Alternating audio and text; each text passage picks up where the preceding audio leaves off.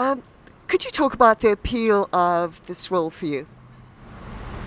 I play the Duchess of Marlborough in The Favourite, who is running England for the Queen, which Olivia Colman plays. And it was just wonderful to get to play opposite Olivia and Emma Stone and play women who are vying for power, who are complicated, textured. My character's assertive, dominating, can be aggressive, can be sadistic, can be cruel, but she's also vulnerable and needy, and it's a love story. She's in love with the Queen.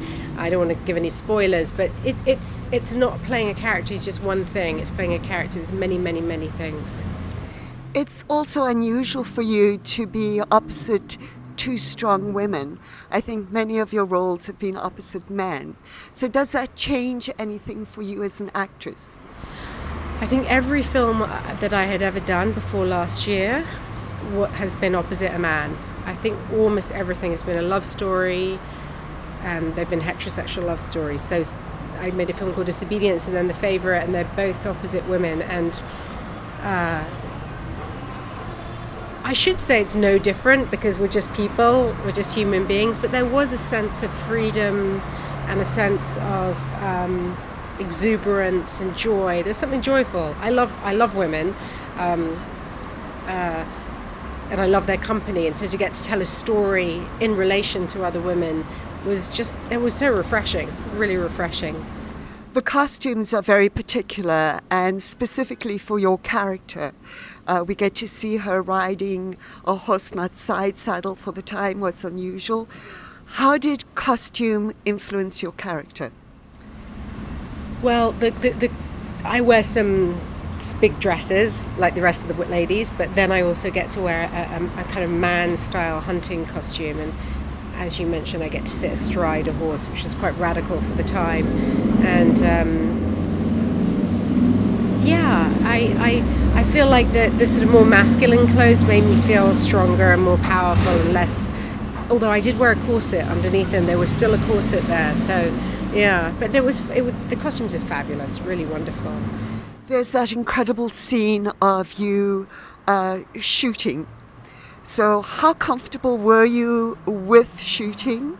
And it's actually an analogy for something else that's going on in the film. So talk about those scenes. Yeah, so there's kind of almost like three one-act. It's like a 3-act play. The first act, myself and Emma Stone, I teach her to shoot. It seems like she's the ingenue, and I could explain to her how to do it, and she seems not to be very good at it. Act 2, she's gotten very good at shooting, and I'm very suspicious of her, and I suddenly think she might be trying to steal the Queen from me, and I threaten her, and then Act 3, she's a better shot than me. Yeah. Life lessons right there. To close up, you've worked with this director before. What was it that brought you back? Listen, I saw Dogtooth, his film that he made in Greece, and I thought it was one of the, I mean, it's not a commercial film, it's not for everybody, but I thought it was one of the most astonishing dramas about the human condition that I'd ever seen. It's dark and difficult and strange. And when I saw that, as I mentioned in the conference, I sought him out, I wanted to meet him. So I would work with him on anything, whether or not I identified with the character or loved the world of the script. I would work with him for the sake of working with him as a director, because he's extraordinary.